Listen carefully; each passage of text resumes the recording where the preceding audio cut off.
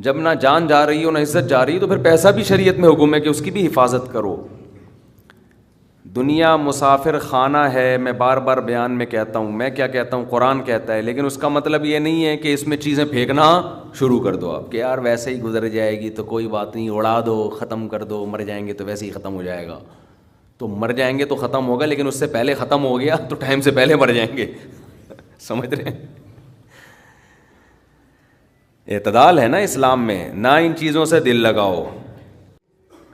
قرآن کے الفاظ دیکھیں, لا تجعل یدک مغلولۃ الی عنقک, نہ تو اتنے کنجوس بن جاؤ کہ اپنے ہاتھوں کو گردن سے باندھ لو, ولا تبسطھا کل البسط, اور نہ اپنے دونوں ہاتھوں کو ایسے پھیلا کے اڑانا شروع کر دو. وابتغ بین ذلک سبیلا, ان دونوں کے درمیان اعتدال والا راستہ اختیار کرو. اچھا, ہر آدمی کہتا ہے میں اعتدال سے چل رہا ہوں, کہ نہ میں اتنا ایسے اڑا رہا ہوں اور نہ میں کنجوس ہوں, کیونکہ میں نے اس دن میری گاڑی کا شیشہ ایک بندے نے صاف کیا تھا, میں نے اس کو 10 روپے دیے تھے, میں تو بالکل بھی کنجوس نہیں ہوں.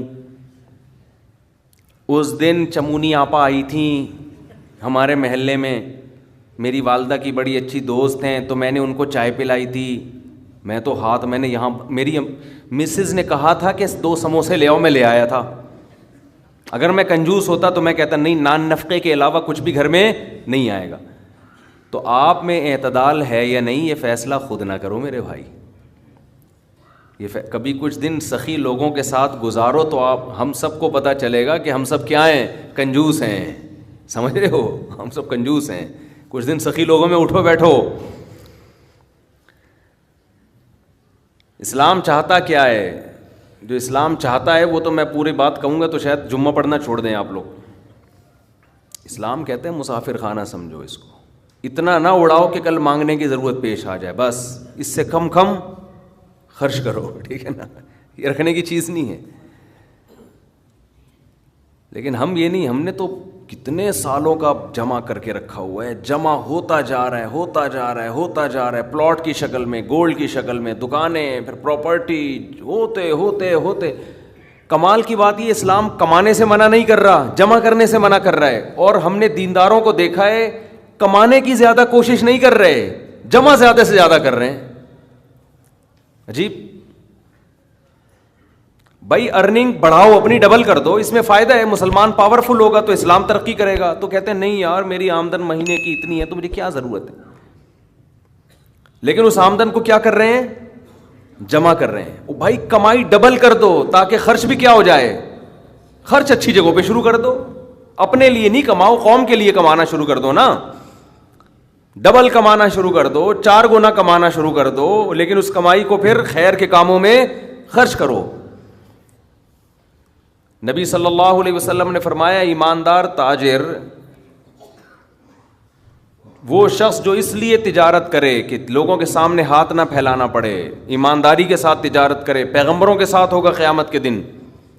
حضرت عثمان اگر تھوڑا کماتے تو 400 گھوڑے دیتے جہاد میں, بولو نا. گھوڑا لینڈ کروزر تھا اس زمانے کی, 400 V8 حضرت عثمان نے دیے ہیں. کتنا کمایا ہوگا. ہاں اتنا کمانا کہ آپ اپنے صحت کی کبھی خیال نہ کر سکیں, آپ بیوی بچوں کو بھی ٹائم نہ دے سکیں, وہ پھر کمانے میں بے اعتدالی ہے. کمانے کا ایک حد تک آپ کے ٹائم اور جسم سے تعلق ہے, اس کے بعد کھوپڑی سے تعلق ہے. کھوپڑی نہیں استعمال کر رہا, گدھا بنا ہوا ہے, محنت بہت کر رہا ہے. ہم نے ایسے کمانے والے دیکھے ہیں کہ سارا دن کمانے کی فکر میں ہوتے ہوتے بچوں کی فکر ہی نہیں ہے, بیوی کو ٹائم نہیں دے رہے, ماں باپ کو ٹائم نہیں دے رہے, اپنی صحت کو ٹائم نہیں دے رہے. تو زیادہ کمانے کا یہ مطلب ہرگز نہیں ہے. زیادہ کمانے کا مطلب یہ ہے کہ کمانے میں ٹائم تو آپ نے اتنا ہی دینا ہے جتنا آپ کی صحت اجازت دیتی ہے. نماز کا ٹائم نکلے, تہجد کا ٹائم نکل جائے, تسبیحات تلاوت کا ٹائم نکلے, اس میں آپ کے لیے کچھ اللہ کا ٹائم بھی نکلے, کچھ دین کی تبلیغ کا ٹائم بھی نکلے, کچھ پڑھائی کا ٹائم بھی نکلے. ویڈیو نہیں بنائے بھائی, یہاں لکھا ہوا ہے نا, کچھ پڑھائی کا ٹائم بھی نکلے. یہ تمام چیزوں کا ٹائم نکلنے کے ساتھ ساتھ پھر کمانے کو ٹائم دینا ہے. اس میں پھر جب اتنا ٹائم دے کے پھر پلاننگ کر کے اس کو بڑھانے کی کوشش کرنی ہے. ارننگ کو بڑھانے کی کوشش کرنا ہے. یہ نہیں کہ آپ نے ٹائم زیادہ دینا شروع کر دیا اس میں. ٹائم زیادہ دینے سے تو آپ کی صحت کو نقصان ہوگا نا. ارے 5 نمازیں تو پڑھنی پڑیں گی نا ٹائم پہ. پھر تلاوت روزانہ کرنی ہے کہ نہیں کرنی ہے؟ صبح و شام کی تسبیحات ہیں وہ بھی کرنی ہے, تہجد کی بھی کوشش کرنی ہے, باپ کو بھی ٹائم دینا, اماں کو بھی, بیوی بچوں کو بھی, پھر باقی پھر اپنی ایکسرسائز وغیرہ صحت کو بھی, پھر باقی ٹائم کس کو دینا ہے؟ وہ پیسہ کمانے کو دینا ہے. پھر اس پیسہ کمانے کے کو جتنا ٹائم آپ نے دے دیا تو اس میں آپ کہہ سکتے ہیں کہ پھر ہم اس کو بڑھائیں کیسے؟ ہم تو 8 گھنٹے کمانے کو دے رہے ہیں, اب اس میں کیسے بڑھائیں ہم؟ تو بھائی کھوپڑی استعمال کر کے کیا کریں, اس کو بڑھائیں. کھوپڑی سے چیزیں بڑھ جاتی ہیں. کھوپڑی تو استعمال مسلمان کر ہی نہیں رہا ہے نا. اب یہ کہ کیسے کھوپڑی استعمال کریں, تو آپ خود استعمال کرو کہ یار میں یہ کام کر رہا ہوں تو میں اگر یوں کر لوں تو یہ ایسے بھی ہو سکتا ہے. یہ بیٹھیں گے تو سمجھ میں آئے گا انشاءاللہ آپ کی خود. لیکن بیٹھتے ہی نہیں ہیں, سوچتے ہی نہیں ہیں. جو جہاں کھڑا ہے وہیں کا وہیں رہے گا وہ. خیر, تو میں کیا عرض کر رہا تھا؟ وہ تو بات ختم ہو گیا, آپ لیٹ آئے نا, اصل بات کچھ اور شروع ہوئی. اچھا خیر, جلدی سے بات کو میں لے کے آتا ہوں. تو اعتدال جو ہے نا, سخاوت, سخی لوگوں میں آپ اٹھیں گے بیٹھیں گے تو پتہ چلے گا کہ اعتدال کسے کہتے ہیں. عربوں میں بڑی سخاوت ہے, ہم نے علماء میں بڑی سخاوت دیکھی ہے. تو سخاوت کا مطلب یہ ہے کہ آپ اتنا خرچ نہ کریں کہ کل آپ کو مانگنا پڑ جائے. اس کا علماء نے ایک معیار بیان کیا ہے, وہ خوب اچھی طرح سمجھ لیں, وہ بڑا زبردست معیار ہے کہ اپنے اور اپنے بیوی بچوں کے لیے 1 سال کا ذخیرہ کر لیں پیسوں کا, چاہے وہ گولڈ کی شکل میں ہو یا کرنسی کی شکل, بہتر ہے گولڈ کی شکل میں ہو. آج اگر آپ جاب لیس ہوتے ہیں تو 1 سال تک اگر آپ کو جاب نہ بھی ملے تو آپ نے جو پیسہ اسٹور کیا ہوا ہے اس سے اسی معیار کی زندگی اپنے گھر والوں کو دے سکتے ہیں جو اب تک دیتے آئے ہیں. اور یہ 1 سال آپ کے پاس جاب تلاش کرنے کا یا کاروبار دوبارہ سے اٹھانے کا آپ کے پاس موقع ہے. 1 سال سے زیادہ کی پھر کوئی انتہا نہیں ہے. لوگ کیا کرتے ہیں, جمع کر رہے ہیں کہ کل اگر جاب چلی گئی, کل اگر کاروبار ٹھپ ہو گیا تو بھائی کل کیا, پھر تو خبر تک کا رکھو سنبھال کے, وہ تو پھر ٹینشن سے ہی دنیا سے جاؤ گے. تو کچھ اللہ پہ توکل کرو نا اس معاملے میں. اللہ ہمارے بس میں یہ تھا, 1 سال ایک خاص مقدار ہوتی ہے, اس میں چاروں موسم آ جاتے ہیں. بھائی کاروبار آپ کا نہیں چلا, سردی میں نہیں چلا تو ہو سکتا ہے گرمی میں چل جائے, خزاں میں چل جائے, بہار میں چل جائے, تو کبھی نہ کبھی تو چلے گا. نہیں چلا تو پھر اللہ نہیں چلانا چاہتا, وہ اسی میں اللہ کرے بیٹھ کے. جو آدمی اللہ پہ اعتماد توکل نہیں کرتا وہ تو کبھی زندگی میں سکون میں آ ہی نہیں سکتا ہے. تو 1 سال کا اسٹور کر لیں آپ. اور بہت اللہ نے پیسہ دیا ہے تو بچوں کے لیے ایک پراپرٹی لے کے ڈال دی, پلاٹ 2-4 لے کے ڈال دیے. مرنے کے بعد بچے بالکل روڈ پہ نہ آ جائیں, بس باقی کیا کرو, کھاؤ کھلاؤ. ٹھیک ہے, کیا کریں. ایک لطیفہ سنا دوں, ہمارے ایک دوست نے بھیجا تھا, بڑا زبردست قسم کا. ہمارے ایک دوست ہیں لاہور میں, انہوں نے کسی کا لطیفہ بھیجا, لیکن لطیفہ بڑا سبق آموز ہے. وہ ایک آدمی گیا گوشت کی دکان پہ, شاید آپ لوگوں نے بھی سنا ہو, اور کہنے لگا کہ 1 کلو گوشت دے دو. اتنے میں ایک بندہ آیا, یہ آدمی لینڈ کروزر میں گیا نا, بڑی VIP گاڑی میں, مالدار آدمی ہے. گوشت کتنا لے رہا ہے؟ 1 کلو. دوسرا آدمی آیا, اس نے کہا بھائی 10 کلو گوشت دے دے, چانپیں بھی اور دل بھی, کلیجی بھی, پٹ کا گوشت الگ, بکرے کی الگ نکال, فلانے الگ نکال. اڑے بھائی, وہ کسائی اس کو چھوڑ کر اس کے پیچھے لگ گیا نا, اس کو پہلے گوشت بنا کے دیا. یہ جو 1 کلو والا تھا نا 1 کلو والا, اس کو غصہ آیا کہ یار اس کو تو 10 کلو دے رہا ہے کم بخت, 10 کلو والے کو پہلے دے رہا ہے. اس نے کہا بھائی وہ اس کا آرڈر بڑا ہے, وہ پرانا کسٹمر ہے ہمارا. اس نے کہا یار اس کے پاس اتنا پیسہ کہاں سے آیا کہ اتنا ویسے گوشت لے کے جا رہا ہے. اس نے کہا بات یہ ہے کہ اس کی 4 بیویاں ہیں. اس کی کتنی بیویاں ہیں؟ 4 بیوی, چاروں بیوائیں. اور یہ چاروں بیویاں کسی مالدار آدمی کی بیویاں تھیں جو ان کے لیے بہت پیسہ چھوڑ کے گئے اپنی بیویوں کے لیے. اس مالدار نے کھایا کم اور بچایا بولو زیادہ. اب بچانے میں زندگی گزر گئی اس کی, تو ظاہر ہے کھانا نصیب نہیں ہوا, مر گیا. وہ مر گیا جب میں نے اس اسٹائل سے کہا نا تو مجھے وہی یاد آ گیا, لڈن جعفری, اللہ تعالیٰ مر گئے, پھر دوبارہ زندہ ہو کے کچھ اسٹائل اچھا تھا. تو بچایا نہیں, اور بچا کے مر گیا.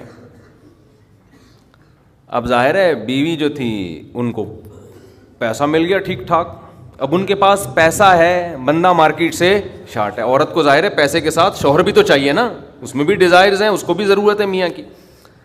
تو یہ غریب کا جذبہ تھا 4 شادیاں کرنے کا نا, تو یہ کرتا چلا گیا.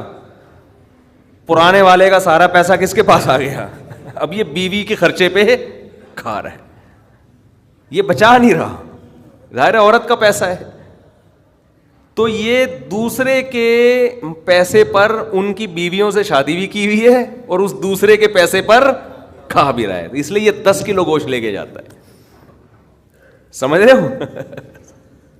اس نے فوراً کہا میرے لیے بھی 10 کلو بنا دے, میں نہیں چاہتا میرے مرنے کے بعد میرا ہوا بچا پیسہ کوئی اور بے غیرت استعمال کرے. معذرت کے ساتھ, ابے پہلے خود تو کھاؤ. اس وقت جو تمہاری حاضر سروس بیوی ہے, بولو تم جب تک میری بیوی ہو تو کھاؤ, ٹھیک ہے نا, تم بھی کھاؤ میں بھی کھاؤں گا. مر گئے تو بھائی وہ اس کے لیے نکاح کا دروازہ, اور جب ہمارے بیانات چل رہے ہیں تو یہ تو اور دروازہ کھل گیا ہے. پہلے تو بیوہ کو رشتہ ہی نہیں ملتا تھا نا, اب تو بہت سی بیوہ ایسی مارکیٹ میں آ گئی ہیں, پیسہ بہت ہے, بندہ نہیں ہے, ہم اپنے خرچے پہ شادی کرنے کے لیے تیار ہیں, کوئی شریف آدمی مل جائے ہمیں. اب تو ایسی بیوہ بہت آ گئی ہیں مارکیٹ میں کہ جی پیسہ ہمارے میاں بہت چھوڑ کے گیا, بندہ نہیں ہے. تو میں نہیں کہہ رہا آپ بیوی کے لیے پیسہ نہ بچائیں, لیکن یہ دماغ میں رکھیں کوئی بغیرت آپ کے پیسے پہ آپ کی بیوی کے ساتھ زندگی گزارے گا, خرچہ آپ کا ہوگا, آپ اس کو پیسہ دے کے جا رہے.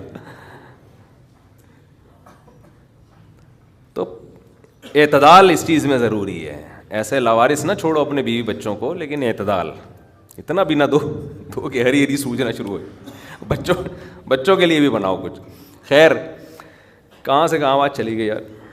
تو جلدی سے بات کو سمیٹتا ہوں, کیا کروں, پھر گھوم پھر کے ادھر ادھر دائیں بائیں جانے لگتے ہیں. تو یہ میں ان لوگوں کے لیے یہ لطیفہ ہے جو بہت زیادہ بچانے کی فکر کرتے ہیں. میں کہتا ہوں نا, آپ اپنی اولاد کے لیے بچا رہے ہو, اپنی اولاد کے لیے بچا رہے ہو, کھا نہیں رہے, نہ خرچ کر رہے ہو بچوں کے. تو بچے پھر جب بچوں کے پاس آئے گا تو وہ اپنے بچوں کی فکر میں بچائیں گے. تو آپ بھی تو خود کسی کے بچے ہو نا, آپ کھاؤ, بولو مجھے اپنے ابا کے بچوں کی فکر ہے, میرے ابا نے میرے لیے چھوڑا تھا, میرے بچوں کے لیے تھوڑی چھوڑا تھا. اور اگر آپ کے ابا نے آپ کے بجائے آپ کے بچوں کے لیے چھوڑا تھا تو آپ کے ابا تو بڑے بے وقوف تھے, کیونکہ بچوں کے لیے بھی اس لیے چھوڑا کہ وہ اپنے بچوں کے لیے چھوڑیں. پھر تو کھائے گا کون پھر اس کو بیٹھ کے. بات یہ کہ اللہ پہ اعتماد اور توکل بالکل ختم. یہ بھول گئے ہیں کہ جب انسان دنیا میں آتا ہے تو صرف پیٹ نہیں لے کے آتا, 2 ٹانگیں 2 ہاتھ کمانے کے لیے لے کے بھی آتا ہے.